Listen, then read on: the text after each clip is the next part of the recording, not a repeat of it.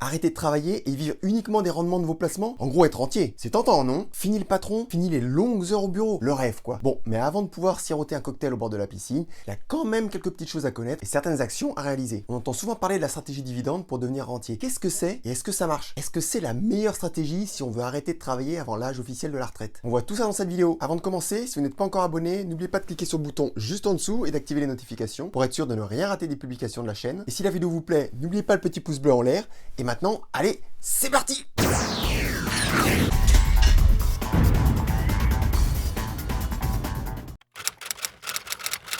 Quand on évoque le terme rentier, beaucoup imaginent une vie de luxe, sans soucis financiers, où chaque jour ressemble à une longue journée de week-end. Mais être rentier, ça ne se résume pas simplement à ne pas travailler. C'est une philosophie de vie, une approche de la gestion financière et une compréhension profonde des marchés et des investissements. Pour commencer, examinons la racine du mot rentier. Le terme provient de rente, qui signifie un revenu régulier, perçu sur une période déterminée. Dans un contexte financier, cela se traduit par des revenus générés à partir d'actifs que vous possédez, que ce soit des investissements immobiliers, des actions, des obligations ou d'autres formes d'investissement. Ça paraît quand même sympa, non? Être rentier n'est pas seulement une question de montant d'argent, c'est aussi une question de stratégie et de discipline. Prenons l'exemple de Paul. Paul n'a pas seulement arrêté de travailler, il a également investi du temps et des ressources pour comprendre le marché boursier, diversifier son portefeuille et réinvestir ses bénéfices de manière judicieuse. Mais le chemin vers le statut de rentier n'est pas sans obstacle. Il y a des hauts et des bas, des moments de croissance explosive et des périodes de stagnation. Ce qui distingue un rentier réussi, c'est sa résilience, sa capacité à apprendre de ses erreurs, à s'adapter et à évoluer avec les changements du marché. Imaginons un instant que vous décidiez de vivre uniquement des dividendes. Bon, même si vous n'aviez pas cette idée vous-même, vous n'avez pas pu échapper à la mode FIRE, qui submerge la toile et les médias. FIRE, qu'est-ce que c'est un acronyme qui signifie Financial Independence, Retire Early. Autrement dit en français, indépendance financière et retraite précoce. Bon, ça clairement, je ne vois pas trop qui pourrait être contre. Donc, FIRE, on achète le concept. Mais concrètement, comment ça marche? Pour pouvoir arrêter de travailler avant l'âge de la retraite officielle, ça veut dire qu'il faut trouver une source de revenus stable pour se verser une rente et pour en vivre. Dans le concept FIRE, il y a une règle communément admise du 4%. Qu'est-ce que c'est? Eh bien, tout simplement, c'est la règle qui vous permet de déterminer quel capital investi en bourse il vous faut pour pouvoir puiser dedans et vous verser une rente pendant 30 ans. Les 4% se réfèrent à la somme que vous allez sortir chaque année de votre épargne pour vivre et effectuer vos dépenses. Autrement dit, chaque année, vous retirez 4% de votre capital pour vos dépenses. En fait, ce chiffre vous permet surtout d'effectuer le calcul inverse et de déterminer quel capital il vous faut pour vivre dessus pendant 30 ans en retirant 4% par an. La première chose à faire, c'est donc de déterminer de quel montant vous avez besoin chaque mois pour vivre. Avez-vous besoin de 2 000 € pour vivre tous les mois et payer vos factures et vos loisirs? Oui, il vous faut donc 24 000 € par an. Et en suivant la règle des 4%, ça veut dire qu'il vous faut un capital initial de 600 000 €. Et oui, quand même. Et surtout, c'est un calcul à très grosse maille qui occulte beaucoup d'aspects qui ont un gros impact sur le résultat. L'un d'eux est l'inflation. Dans 30 ans, vos 2 000 € vous permettront d'acheter beaucoup moins de choses qu'aujourd'hui. Vous ne pourrez peut-être plus subvenir à vos besoins avec cette somme. Même les pensions de retraite sont revalorisées régulièrement. Également, si au bout de 30 ans, vous n'avez plus de capital, ça craint un peu. Imaginons que vous commenciez votre retraite anticipée à 40 ans, ça veut dire qu'à 70, vous avez mangé tout votre capital. Là, ça va être compliqué de rebondir. Si c'est pour passer vos 20 dernières années au secours populaire, c'est peut-être pas vraiment la meilleure option. Ne m'étends pas plus sur le sujet, mais je ferai certainement bientôt une vidéo à propos du mouvement FIRE. Là, on pourra rentrer un peu plus dans le détail. Et dans ce genre de stratégie, les détails sont essentiels.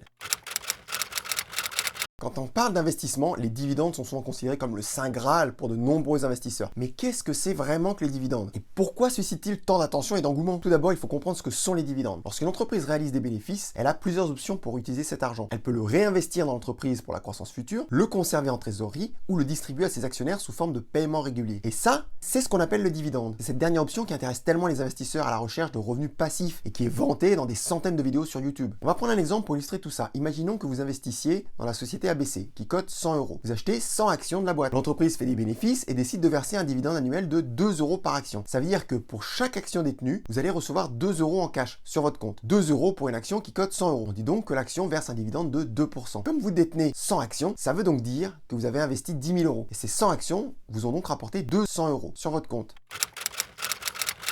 La magie des dividendes, comme mise en valeur partout sur Internet, réside dans leur capacité à offrir un flux de revenus régulier. Mais pour que cette stratégie soit réellement magique, il y a des conditions préalables. L'une des principales conditions, c'est la nécessité d'avoir un gros capital. Mais pourquoi est-ce si crucial? On voit ça tout de suite. Revenons à notre ambition de devenir rentier. On voit donc qu'il faut accumuler 600 000 € pour pouvoir espérer se verser une rente correcte. La question est comment on fait pour se constituer ce capital? Et c'est là que les furieux de la stratégie dividende vous disent les dividendes et les intérêts composés. ah oui, Il vous explique que comme les dividendes, c'est du cash que distribuent les entreprises, vous pouvez les réinvestir et bénéficier de la puissance des intérêts composés. Et ça, c'est vrai. Le problème n'est pas là. Le but de la stratégie dividende est effectivement d'utiliser le cash des dividendes pour faire fonctionner la machine à intérêts composés. Et oui, les dividendes permettent de faire grossir votre capital. Si vous les réinvestissez, vous faites donc travailler plus d'argent. Cet argent supplémentaire va vous permettre d'acheter plus d'actions. Ces actions supplémentaires vont elles aussi vous verser des dividendes qui vous permettront à leur tour d'acheter plus d'actions et ainsi de suite. Alors ça a l'air génial vu comme ça. Clairement, on se dit que pour faire grossir son capital et devenir rentier, c'est le top. Alors oui, mais non. Parce que comme souvent, le diable se cache dans les détails. Sur le principe, la stratégie des dividendes a l'air top, mais en pratique, on va voir que c'est loin d'être le cas, surtout en phase d'accumulation.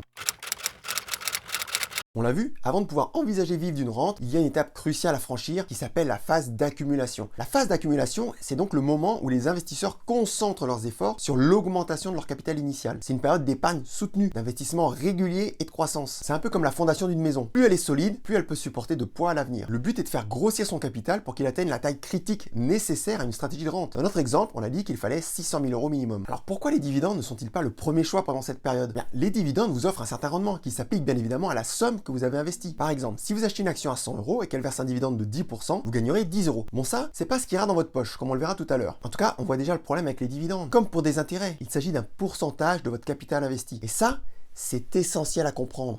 Et oui, imaginez que vous investissiez 500 € par mois. Si vos actions génèrent 5% de dividendes, ça veut dire que ça vous fait 300 € par an. Et oui, 5% de 6 000 €, ça fait 300 €. Là, on est loin de la rente. Et au bout de 30 ans, ça vous fait 407 687 €. Belle somme, hein, mais pas suffisante pour mettre en place une rente de 2 000 €, puisque comme on l'a vu tout à l'heure, il faudrait 600 000 €. Si vous avez commencé à épargner à 25 ans, vous en avez 55. Et vous n'êtes toujours pas en mesure d'arrêter de travailler. Pas terrible comme stratégie. Et c'est normal. Les dividendes, c'est une très bonne stratégie pour se verser une rente quand vous avez déjà constitué le capital. Mais en phase d'accumulation, c'est juste une stratégie complètement nulle et inefficace. Si on parle de phase d'accumulation, ça veut bien dire qu'il y a ensuite une phase de distribution. Sinon, on ne parle pas de phase d'accumulation, mais simplement d'investissement avec des stratégies plus ou moins offensives. Du coup, le but ultime de cette phase d'accumulation, c'est de générer de gros gains le plus rapidement possible. On est bien d'accord que si votre phase d'accumulation, c'est de faire x5 en 60 ans, c'est pas vraiment l'objectif. En tout cas, pas pour être rentier. Sauf si vous avez déjà 1 million au départ. Et ça, c'est une autre histoire, qui est le cas de peu de gens. Et surtout, encore une fois, si vous avez 1 million de capital, vous n'avez pas besoin d'une phase d'accumulation. Une bonne stratégie d'investissement sera largement suffisante et vous pourrez même vous verser une rente dès le départ. Donc c'est pas le scénario qui nous intéresse. Nous, ce qu'on veut, c'est partir d'un petit budget et le faire grossir en investissant régulièrement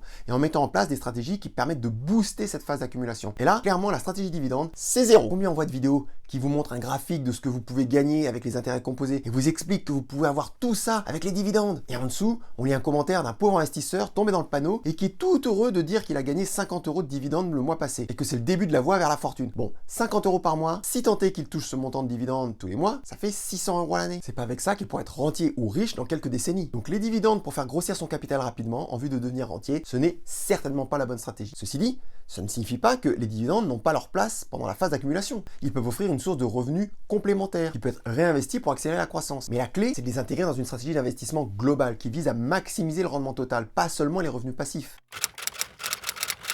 Alors on l'a vu, la stratégie dividende n'est peut-être pas la plus adaptée pour la phase d'accumulation. En revanche, plein d'investisseurs vous diront quand même que c'est le top et que même si ça peut prendre plus de temps, c'est la meilleure stratégie en bourse. Comme on l'a dit tout à l'heure, il est essentiel de regarder un peu plus en détail cette stratégie pour voir qu'il y a pas mal de pièges qui sont rarement évoqués dans les vidéos qui vous vendent cette stratégie. L'une des premières choses à considérer est la fiscalité. Ouais, en effet, chaque fois que vous voyez un rendement ou une valeur de dividende, c'est du brut. Et oui, ce n'est pas ce qu'il y a dans votre poche. En France, les dividendes sont soumis à la flat tax de 30%. Prenons un exemple. Vous avez acheté 100 actions d'une boîte ABC qui cote 100 €. La société verse un dividende de 10 € par action. Ça fait donc un rendement de 10%. Ça, on verra plus tard, c'est un rendement quasi impossible à avoir, à moins de prendre des risques inconsidérés. Donc avec nos 100 actions, ça nous fait un dividende global de 1000 €. Pas mal, non? Et ça, c'est pas ce qui va dans votre poche, puisque c'est du brut. D'abord, vous allez payer la flat tax de 30%. Il vous restera donc 700 € après impôt. Et oui, c'est pas la même. Et vous paierez cette taxe sur tous vos dividendes avant qu'ils soient versés sur votre compte.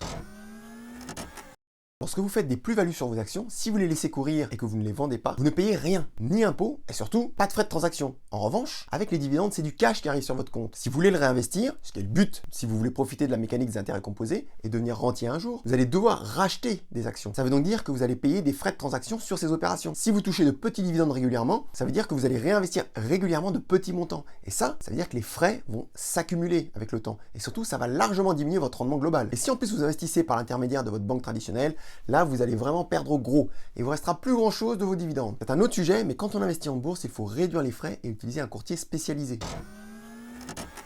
L'un des problèmes de la stratégie dividende, c'est qu'elle préconise de n'investir que sur des entreprises qui versent des dividendes. Mais miser uniquement sur les dividendes pour votre revenu, ça peut être risqué. Si une ou plusieurs entreprises décident de réduire ou de supprimer ces dividendes, cela peut avoir un impact significatif sur vos finances. Comme pour toute stratégie, il est risqué de ne dépendre que d'un support ou type d'instrument. Le plus important pour réussir en bourse, c'est la diversification. Encore une fois, il est tentant de se concentrer uniquement sur les actions à dividendes en espérant avoir un gros retour sur investissement et ainsi profiter des intérêts composés. Un des problèmes, c'est que ces actions peuvent ne pas offrir une croissance significative. À l'inverse, certaines entreprises en pleine croissance peuvent choisir de réinvestir leurs bénéfices plutôt que de verser des dividendes parce qu'elles sont justement en pleine croissance et qu'elles veulent optimiser l'utilisation de leur capital. La stratégie leur permet le plus souvent d'afficher un gros potentiel de croissance à long terme.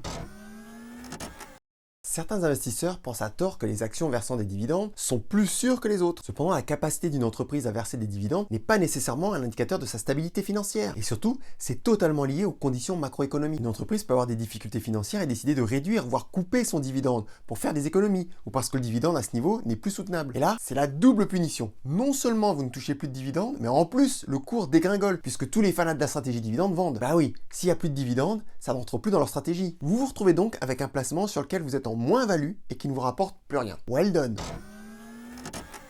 Souvent, quand on vous parle de dividendes, on vous fait miroiter de super rendements qui vont vous rendre riche en quelques années. Bon, la réalité est un peu différente. Si vous investissez sur de grosses boîtes, sûres, et qui ont des chances de vous assurer un dividende stable, on est même très loin du compte. Regardons les entreprises qui composent le Dow Jones américain. Qu'est-ce qu'on voit? Il n'y a que 3 entreprises qui offrent un rendement du dividende de plus de 5%. Il s'agit de Dow, 3M et Verizon. Et si on regarde des grosses boîtes de la tech comme Microsoft ou Apple, là on tombe aux alentours de 0,7%. Et oui, pas BZF, mais revenons à Verizon, qui offre le meilleur rendement sur son dividende. Le rendement est de 6,95%. C'est pas mal, mais je vous rappelle que ça, c'est du brut. Du coup, votre rendement net, une fois la flat tax débitée, sera de 4,86%. Même pas 5%. Alors certes, c'est mieux que les 3% du livret A, mais avec un rendement aussi faible, vous n'êtes pas prêt de devenir rentier. En plus, vous n'aurez jamais ce rendement, parce que vous n'allez pas investir tout votre portefeuille sur Verizon. Vous allez diversifier. Du coup, votre rendement sera encore plus faible, potentiellement inférieur au livret A. Là, c'est vraiment pas gagné pour devenir un jour rentier.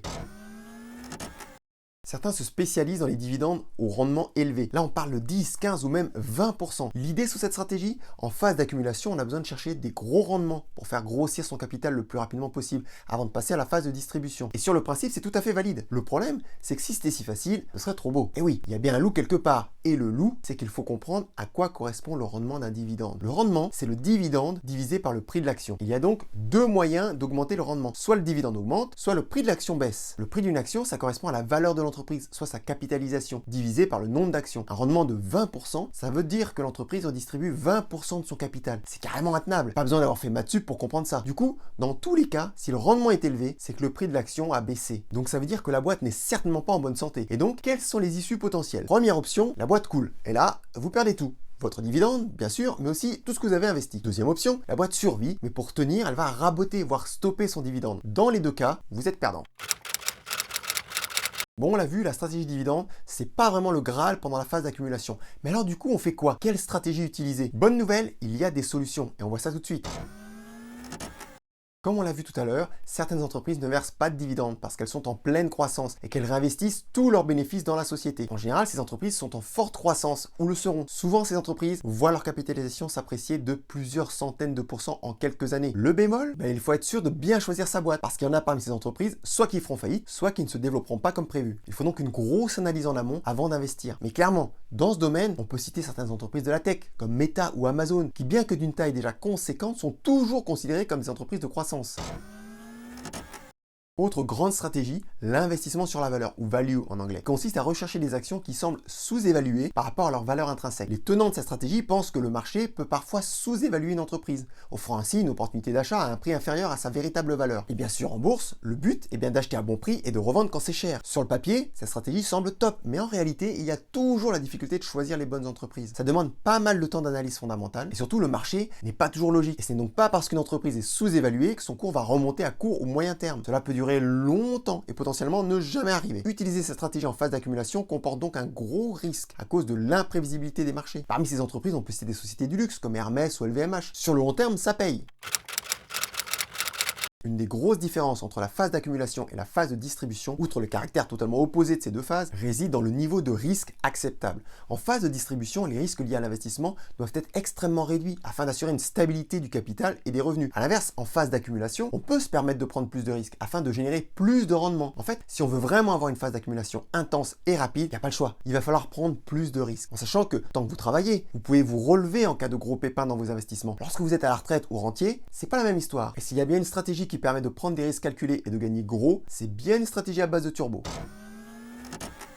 Un turbo est un instrument à levier. C'est un outil financier qui permet aux investisseurs d'amplifier les mouvements de prix d'un actif sous-jacent comme une action. L'idée est simple. Un petit mouvement dans le prix de l'action se traduit par un mouvement amplifié dans la valeur du turbo. Ce niveau d'amplification dépend de la valeur du levier. Il faut bien comprendre que les turbos vous permettent d'utiliser un effet de levier. C'est ça la clé de ces instruments. Ça veut donc dire que quand une action prend 2%, si vous avez un levier de 10, vous gagnez 20%. C'est donc extrêmement puissant. Et dans le cadre d'une phase d'accumulation, c'est juste parfait. Bien sûr, l'effet de levier marche aussi à la baisse. C'est bien là que se trouve le risque. Toute la stratégie pour gagner avec les turbos réside donc dans la gestion du risque qui se fait au travers du choix de la barrière désactivante. Pour faire simple, si vous n'êtes pas trop gourmand, vous gagnerez moins, vous éviterez de perdre gros en cas de retournement du marché. Si vous voulez en savoir plus sur les turbos, ce que c'est et comment on les utilise, allez jeter un œil à cette vidéo, vous allez tout comprendre.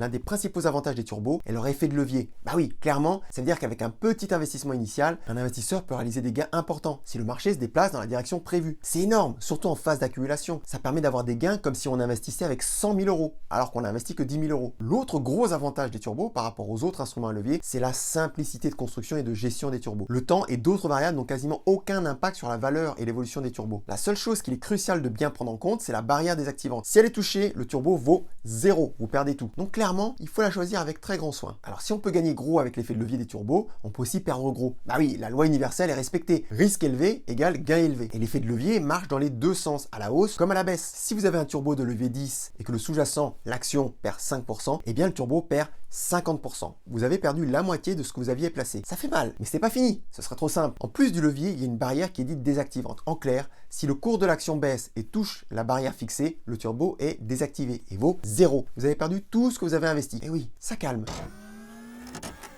Le risque des turbos ne vient pas de la barrière désactivante ou de l'effet de levier, mais de la manière dont les investisseurs utilisent ces instruments. Clairement, les turbos ne conviennent pas à tous les investisseurs. D'abord, il y a ceux qui se lancent sans comprendre le fonctionnement, et donc sans savoir ce qu'ils font. Et puis il y a ceux qui ont compris, mais qui sont aveuglés par l'appât du gain. Ils vont donc chercher un gros effet de levier, et qui dit gros levier, dit barrière proche du cours actuel de l'action, et donc risque de perte très élevé. Pour utiliser correctement les turbos, il faut deux choses. Tout d'abord, une analyse solide qui vous permet d'établir un scénario à la hausse ou à la baisse, et qui sera la base pour déterminer votre stratégie d'investissement avec les turbos. Ensuite, il faut lutter contre ses émotions et ne pas être trop gourmand. C'est le plus grand danger dans ce genre de stratégie. Également, il peut être intéressant de mettre en place des mesures de limite du risque, comme par exemple des stop-loss, afin de réduire les pertes et sécuriser les gains. Et bien sûr, il faut avoir un portefeuille diversifié en type de support d'investissement utilisé. Tout votre portefeuille ne peut pas être investi en turbo. Ces instruments ne doivent constituer qu'une petite part de votre portefeuille afin de limiter le risque. On l'a vu, les dividendes, c'est top pour se verser une rente quand on a déjà amassé un gros capital et qu'on est en phase de distribution. En revanche, en phase d'accumulation, la stratégie dividende est un gros leurre, largement relayé par des centaines de vidéos sur Internet de gens qui ne sont pas rentiers et qui gagnent des clopinettes avec les dividendes. Pour ceux qui sont sérieux et ont un vrai projet de devenir rentier, ce n'est clairement pas la stratégie qu'ils utilisent. Pour booster la phase d'accumulation, avoir une dose d'instruments à levier dans son portefeuille est quasiment incontournable. En tout cas, ça permet d'avoir une stratégie offensive pendant les premières années de la phase d'accumulation. Si cette vidéo vous a plu, n'hésitez pas à la partager. N'oubliez pas de liker et de vous abonner pour plus de contenu lié aux investissements. Et n'hésitez pas à laisser un commentaire. Quant à moi, je vous dis à très bientôt pour une nouvelle vidéo. Et surtout, d'ici là, n'oubliez pas, le pouvoir au peuple et la finance aussi.